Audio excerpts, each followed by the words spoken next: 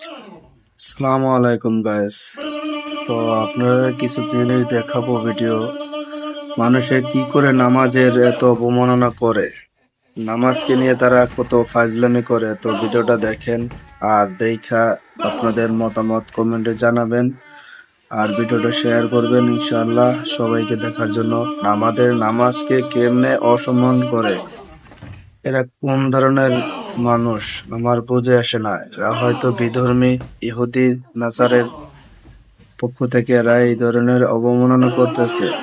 আমাদেরকে এদেরকে উচিত শিক্ষা দেওয়ার দরকার। তো ভিডিওটা শেষ পর্যন্ত দেখেন।